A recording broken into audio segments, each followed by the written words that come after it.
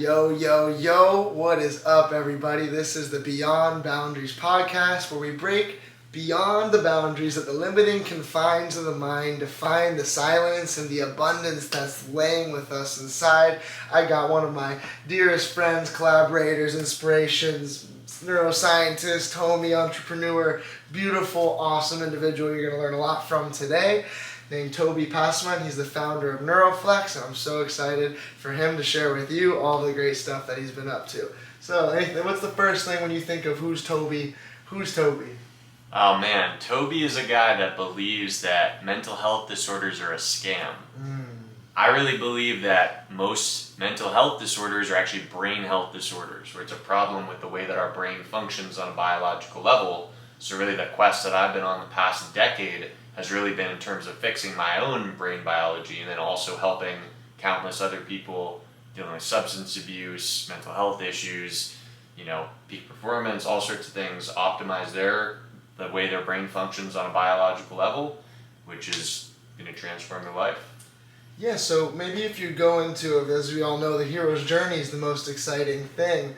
I always loved someone who came out of the dirt and came up on top, and especially when you share that with the world. So I already know, but I would love to hear a little bit more and share with the people. What was it that you came from, and how'd you break through it? Right. Yeah. So it definitely was that pain to purpose sort of story, as it is with a lot of entrepreneurs. I think that especially in the health and wellness space, right, where you go through your adversity, your challenges, and then you end up overcoming it and being able to also then help other people deal with those same issues. So for me personally, it was I always was super awkward, very socially anxious in middle school, high school. It became even worse, and I couldn't date. I didn't even have my first girlfriend until I was 22.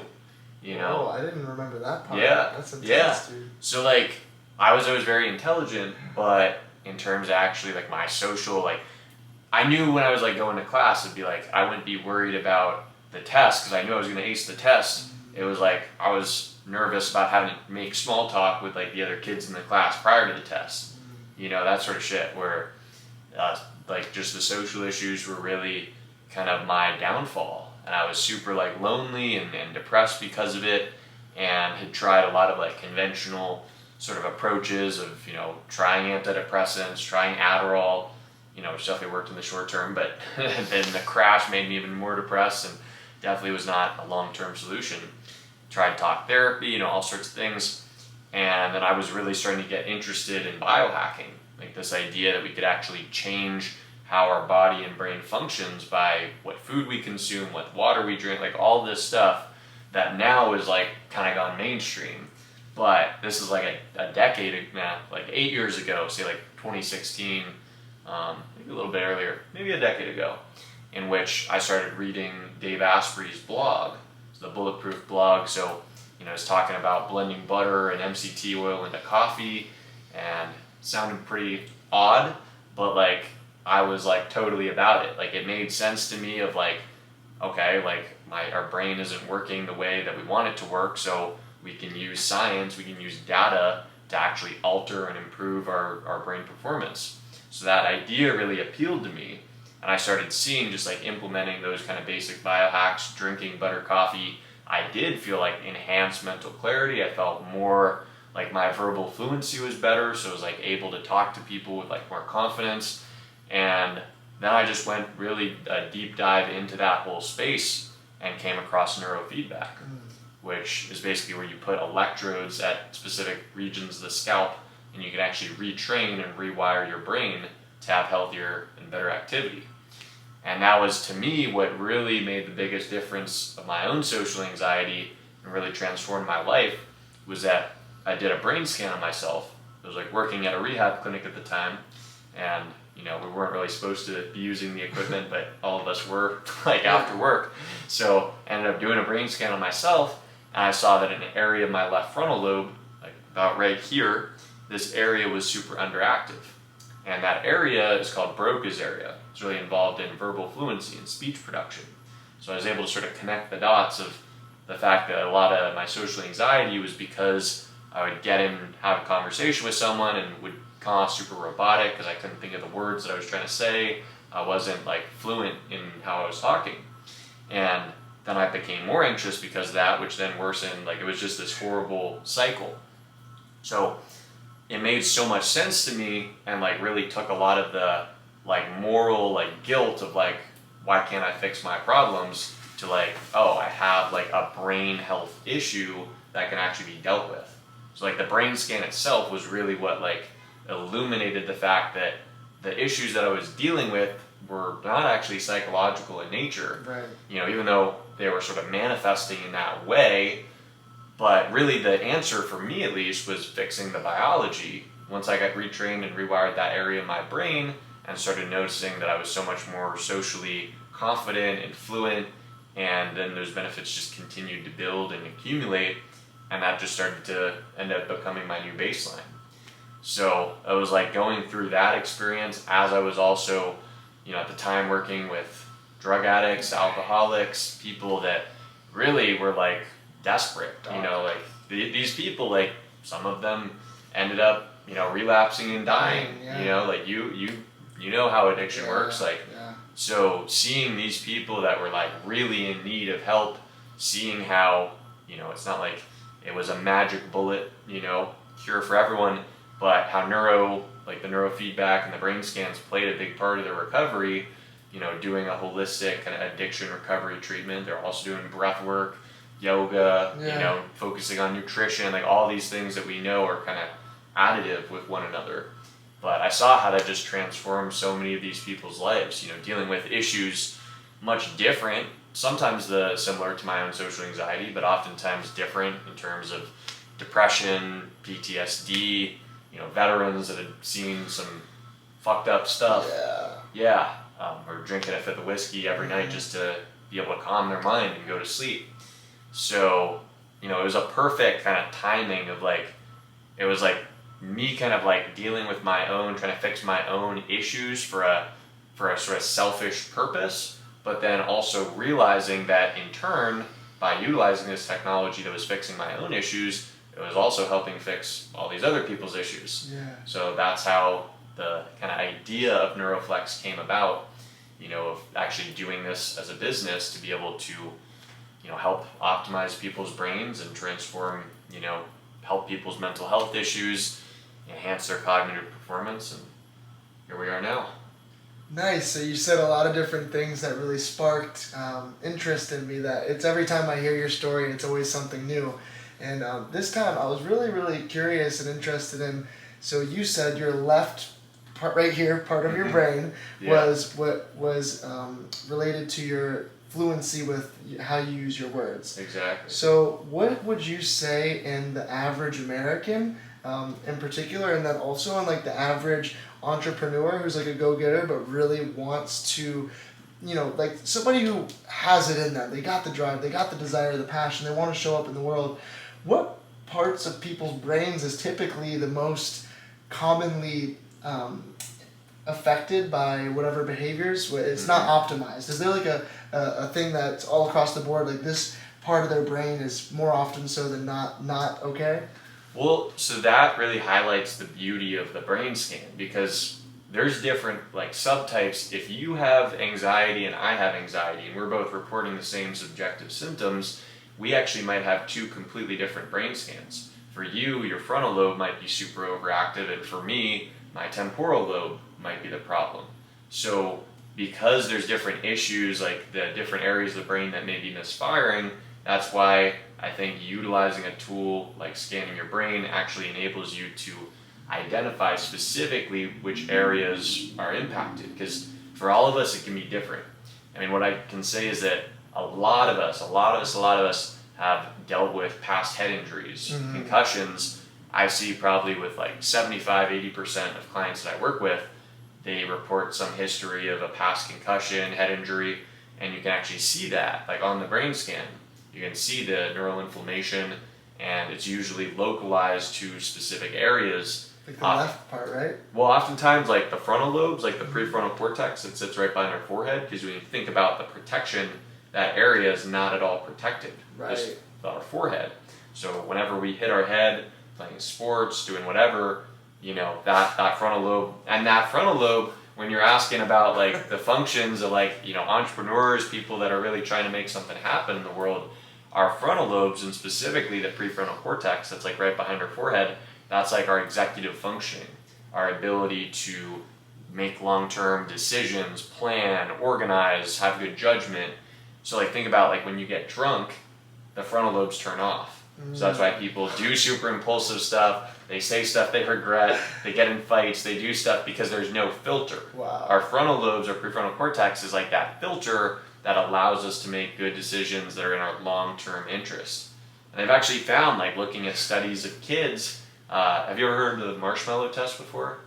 Okay, so it's a super fascinating psychological study where they actually measured basically kids, their ability to delay gratification. So it was in the form of like, say I'm the research assistant and you're the 7-year-old kid, I put a plate with a marshmallow in front of it. And I tell you, hey Kashi, you can eat this marshmallow if you want right now, but if you wait 30 minutes, you're gonna get 3 marshmallows. So it's like, it was basically a measure of like kids' ability to delay gratification, which is that prefrontal cortex. And the super, super interesting part, they followed these kids like at like long-term as they became adults, and they found the kids who had a greater ability to delay gratification, they had higher GPA scores, they had happier relationships, they were healthier, they were wealthier, because all of these things are frontal lobe functions. Because like if we simply like acted based on our impulses, all we'd be doing is like having sex and eating and watching porn, which is what a lot of people are like, you know, drinking alcohol, like anything that feels good in the moment but is not actually getting us to our long-term goal. Our prefrontal cortex is what enables us to say, all right, this feels pleasurable in the moment, but is this actually going to get me where I'm trying to go long-term? And that is really, I think, key for like people that are, you know, trying to like actually go like make something of themselves, like go-getters in the world. All of them across the board are people who can delay gratification immensely. I mean, you know what it takes to be posting content every day, working on all this stuff. It's you're not just gonna wake up tomorrow, you know, and be a millionaire. Like it's like, you know, people see it like that, but it's like, right? It's like a process. You doing all this work day in, day out because you see the vision. That's your prefrontal cortex that enables you to have that.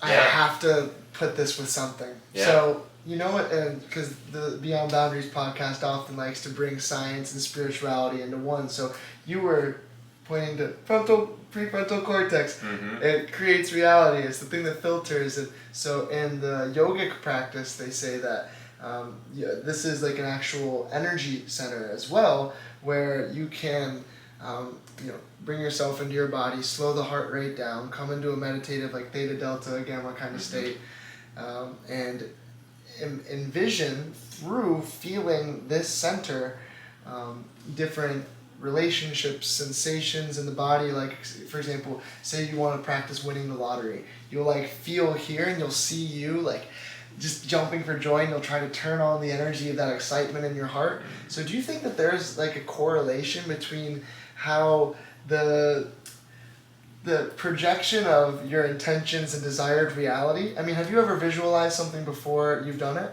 100%. And it came true easier, better, more often. 100%. So like what's up you with have that? to, right? Well, like thinking about like, and that's why I feel like entrepreneurship is so spiritual in and of itself, because it's literally taking ideas that are just in our heads and then transforming that into like a physical reality. Yeah. So it's like all this stuff that I'm now doing with the brain scans, doing neurofeedback on people, like all of this stuff I had thought about 3 years ago. I was envisioning all of this stuff, and not like even in an intentional, like I'm gonna sit on a cushion for 15 minutes and visualize, like nothing against that, I'm not shitting on that. Yeah. But like just the way, like it was just like I was obsessively like thinking about how cool it would be to have this desired future. Right. So it was like all day I'm just thinking about that, obsessing over it in a good way, because then it's like you're real, like I truly believe that we're like creating our future selves like in this moment, like who we're gonna be in like 2 years from now, 5 years from now is like based on like what we think or what we're hoping is gonna happen, and also like the actions that we take, you know, whether that's in accordance with that. So yeah, I mean visualization, like all of these things like meditation, breath work, we know that all of these things actually enhance our frontal lobe's function.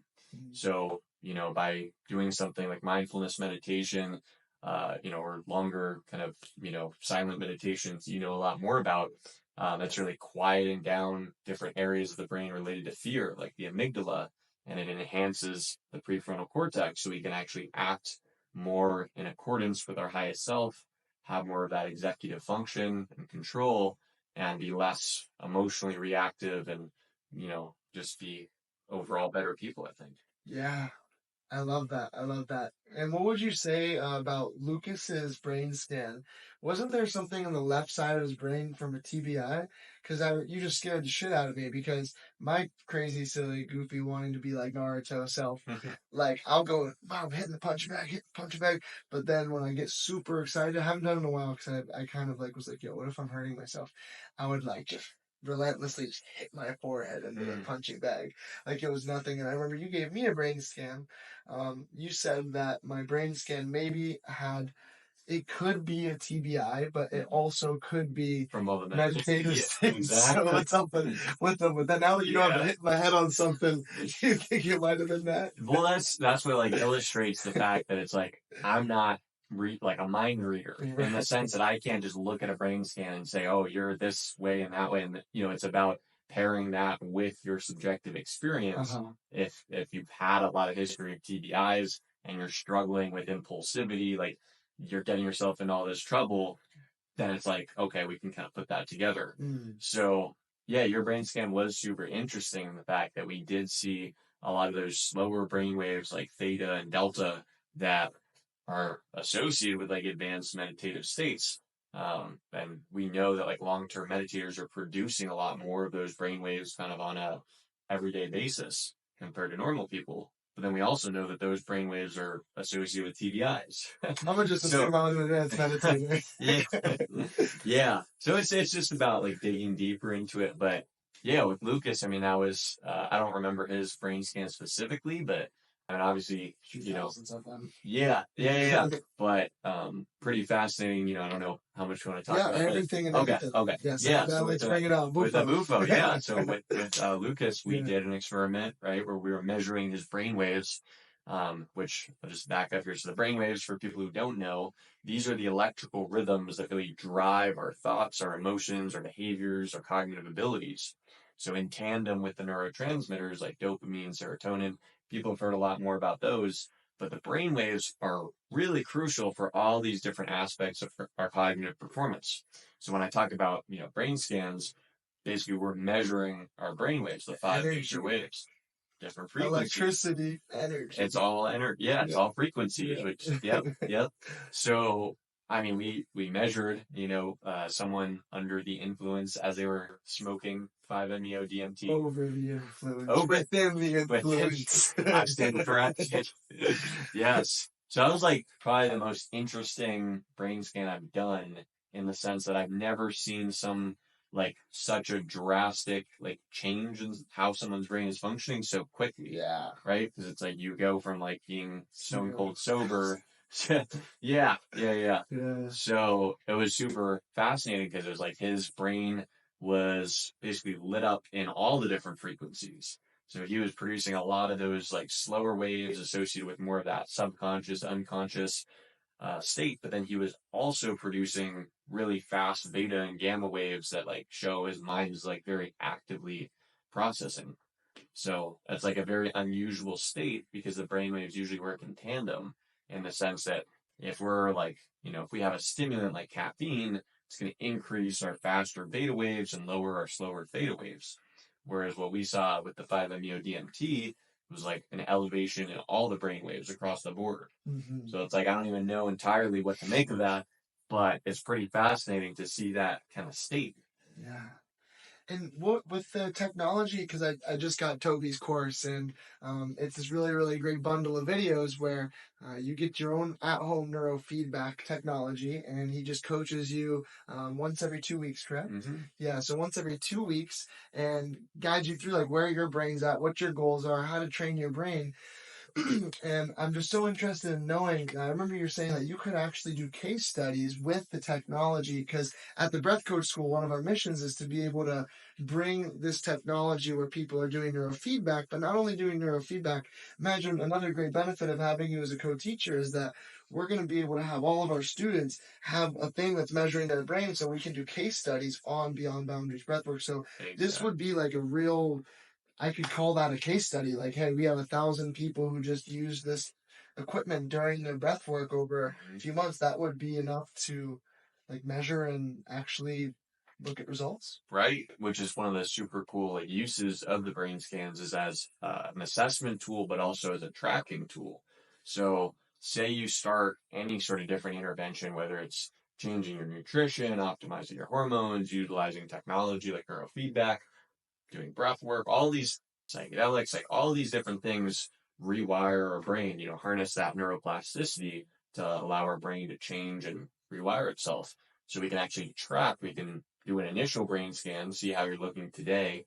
So say someone comes in, they're saying, Kashi, I'm struggling with my anxiety, I'm depressed, I can't get any sleep, my spouse is like thinking about leaving, like whatever, they're struggling.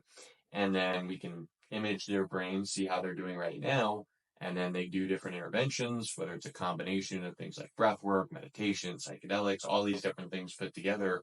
And then say 1 month out, 6 weeks out, we do a follow-up scan. That's my favorite part, honestly, is like showing people the objective data that their brain really is changing and improving on a functional level.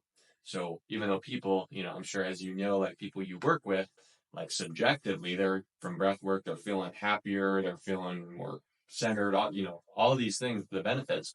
But then when you pair that with like the objective data of like, yes, like not only are you subjectively feeling better, but your brain is like objectively functioning better. I think it like is confirmation for a lot of people that what they're doing is actually working. So what we can utilize this as like a tool to actually show that your breath work, what we're actually taking people through is actually having a tangible effect in showing people the before and after scans. Yeah, that's just something that's I'm so excited to have the Breath Coach School like stand apart from other schools, is because we're having a whole entire case study alongside every single like participant is going to be able to like actually do before and after scans. So, but isn't this a very unique thing, because the brain scans typically were done with these caps where you would need someone like Toby, a board certified neurophysician, to no, I'm sure you board certified neurophysician. I'm saying that. Yeah. To come to your house, or you go to a center and he sticks these needles in here with some gel and he puts this on. They don't like get injected into you, but yeah, no, there's these little nodes here, and but so now based on this new technology that you're utilizing and that you're so nice to share with the school, uh, this is like a new thing where people don't need another person to come to their home and do everything. This is just like plop it on and yeah. So because of like just as we see, say with computers where it's like the original first computer is this ginormous thing that took up the whole room. this thing. Yeah. And now we got laptops or basically our phones or computers, right? And just like fit in our hand. So, with technology advancements, like with the neurofeedback or tools even for brain mapping, basically the device that we're now able to ship people is basically a brain sensing headband. It connects to an extra electrode, so we can actually measure all these different areas that the cath is measuring all at once, but we can actually have people move the electrode around to different areas, different locations, and get a brain scan. So it can basically produce a similar report where we can assess multiple different areas of the brain, those 5 major frequencies, see how the left and right hemisphere are communicating, how different neural networks are behaving. And also another cool like assessment tool that we can do with this is psychological assessments, like having people when they start whatever their issue is, say anxiety and depression, they fill out anxiety and depression inventories through the app, in which they're also doing the brain scans, the neurofeedback. It's all done through our app. So they have a unique login, and then they do, say, a psychological assessment measuring anxiety, depression, and then that's another data point to be able to track and see how those numbers come down, see how their brain becomes more optimized, but then also how these different measures, psychological measures, are also going to improve as they do the training. Yeah, because it's so cool when like you have, like you said, the physical proof. Like here's this scan that shows why you're feeling the way you're feeling. Like you are Yeah. experiencing this new life experience based on this thing that happened to your brain right here, and the reason why it happened is because you did this, that, and now you got that, and it just makes it as easy as ABC 1, 2, 3 for you and me. Yeah, it's wonderful Yeah. when you have like you don't have to question about like, oh, is this working or what am I doing? Like, no, Right. this is two-way science. You can measure this, and that's why I love the idea of the brain and the blood testing, brain testing, all of this combined with spirituality, because so many people are so one under the other, but the new wave is like, how can we bring what we know is like factual now, that we're made of photons, we're made of little particles of light. If you can condense our bodies into like the actual matter and be like microscopic, you can't even freaking see it because we're just little particles of light that just appear to be this way. And when you can combine far out concepts like that, that's now being proven by science, with even more spiritual concepts, and then on the absolute other side, like bring it into some grounded ideas like, oh yeah, so your organs are sending signals to your brain and your brain is sending signals to your organs. What's the signal? Synapses. Oh, synapses is electricity. Oh shit, we're made of energy. And like it just always comes back to that, and the ways that we're able to measure these things and explore these things and have psychedelics and just like all of these new things. Some of them are new, some of them are ancient, but we're just rediscovering it. It's Yep. just so profound how the future of health and medicine is not what we thought it was when those would try to brainwash and take us over and kill us all. Right. Well, and one thing I think that perfectly illustrates the point about like how like you can't like how spirituality and science are oftentimes separated, but evidence that the brain on a biological level is actually processing, creating, however you want to think about it, it's related to spiritual or religious experiences because of a condition we know of. There's other factors, but we know of this condition called temporal lobe epilepsy. Mm. So the temporal lobes sit above and behind our ears. Temporal lobe super important for memory, emotional regulation, mood. But it's a rare disorder. But some people have epilepsy, seizure disorder, where their temporal lobes are misfiring. And what's super interesting about this disorder is that people have like these hyper religious experiences as they're having the seizures. Whoa. So like they think they're like meeting God and they like get super like, they're, I mean, in a way, I guess kind of having a psychotic break, but like also having this intense hyper religious experience. And we've localized that to like the area of the brain having crazy high amounts of firing. Yeah. So I mean, just knowing that, you can't say that the brain is not generating or receiving, however you want to think about it. Yeah, I love that you said that. Spirituality with religion. I love that you said that, generating it and receiving it. Yeah, because I was like, some people would be like, oh no, that bitch's crazy because their brain's firing one way. But no, like, what if their brain's firing that way because it's receiving some kind of like magnetic frequency intelligence from whatever unexplainable at this moment kind of source it may be. I mean, you mentioned magnetic frequency. There's literally a treatment for depression called TMS, transcranial magnetic stimulation, where it's literally using a magnetic frequency to stimulate the brain in certain ways, and for some people can transform their depression.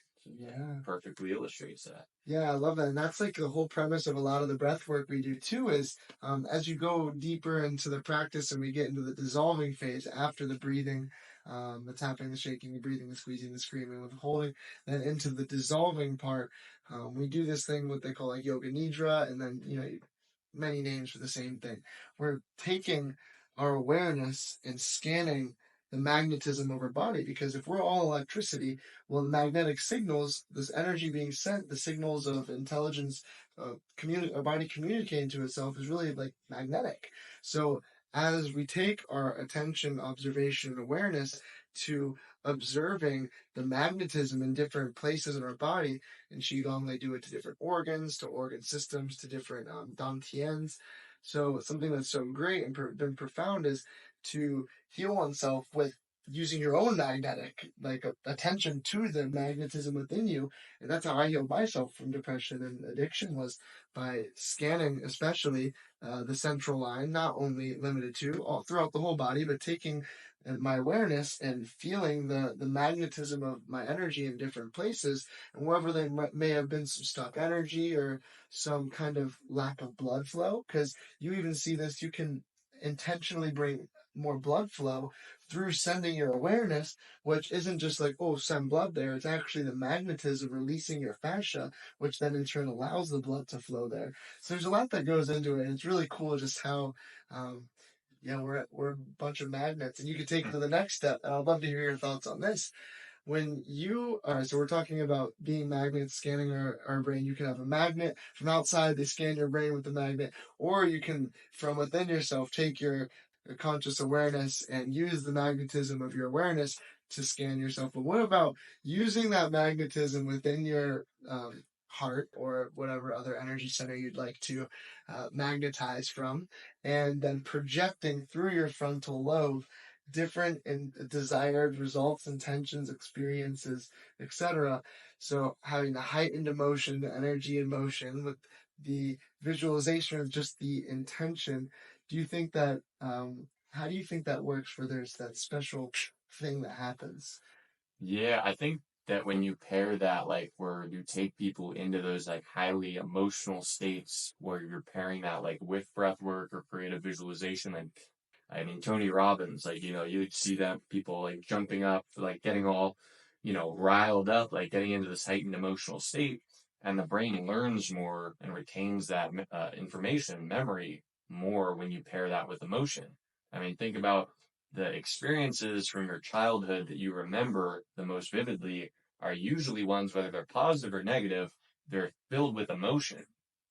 Emotion filled experiences are what we remember. So it makes perfect sense if you're trying to rewire, change how your brain is functioning, and you sort of put yourself into this heightened emotional state as you're doing some kind of intentional breath work or visualization exercise. It makes sense how that's going to actually result in way more of those neuroplasticity effects, combining the emotion with it. Cool. Cool. And I know we're probably almost to our hour. I would love if you just had any other stuff that you would like to say, for one, about where to find you, who you are, your business, and any other major takeaways specifically in relation to people who are struggling and they want to figure out a way to experience life in a new way. If you just give any, whatever kind of comes up for you to that person. Yeah. Yeah. I mean, I would say like wherever you're at, whatever you're struggling with, whatever you might feel that you're going to be permanently stuck with. I mean, that was me. I thought who I was as a person was just a socially anxious, awkward human being.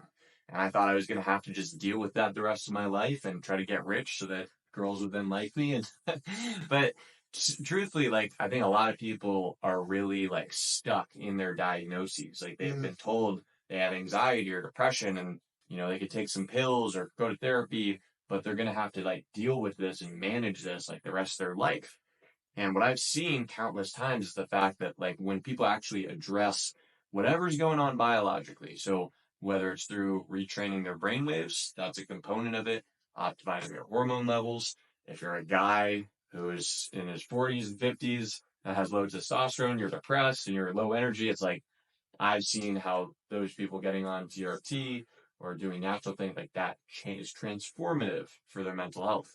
So all these things that we think of as psychological issues, think about how complex the human body and the human brain is. So if we're not giving our brain all of the vitamins, minerals, amino acids, all the nutrients, we're not getting healthy blood flow and oxygen, we're not getting sunlight and grounding and optimized sleep, all of these things, our brain is not going to be allowed to function optimally. But the problem is we can't actually see the functioning of our brains unless we do a brain scan. See, like we can tell if someone is in good physical shape just by, or if we ourselves are in good physical shape by looking in the mirror and seeing the results. Yeah. With our brains, we can't see that. So I like that. the brain scan, I think, provides that objective measurement to really know where we're at and then more importantly, how we can actually leverage applied neuroscience to actually transform and change our brains.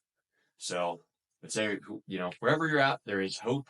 You can optimize your brain, and that is going to then transform your life. So all these modalities stacked together, I mean, I applaud what you are doing here, what we're doing in terms of combining, all these different things. I'm a huge fan of stacking together modalities because, can you get some really positive effects just from slapping on the electrodes and doing the neurofeedback? Sure. But the reason that the way I work with clients is dialing in their nutrition, their exercise, targeted supplements and nootropics, really catered for each person's unique neurophysiology. And when you stack all of these things together, they have such synergistic effects. So it's not just about doing breath work. It's not just about doing psychedelic. It's combining all whatever modalities work for you, making sure that you're stacking everything together, which I think is super important, that you've brought different people from different backgrounds who are all like helping people optimize their biology, their psychology, their physiology. But it takes a lot of different things. So it's really cool what you've done and kind of pairing different people together to really change people's lives. So yeah, this is going to be super fun. I look forward to meeting you guys. Those of you who end up doing the brain scans and neurofeedback training, you can connect with me on Instagram at Neuroflex. You can also check out my website, www.neuroflex.tech, TECH. And yeah, that's about it. Very cool. Yeah, once again, thank you, Toby. One of my favorite individuals on the planet. Sir. So catch us at the Breath Coach School training program. How many videos is your module? So it's basically a 10 module. I mean, they're broken. It's like a 10-week, video course. Not a huge amount of actual content, but it is very specific content.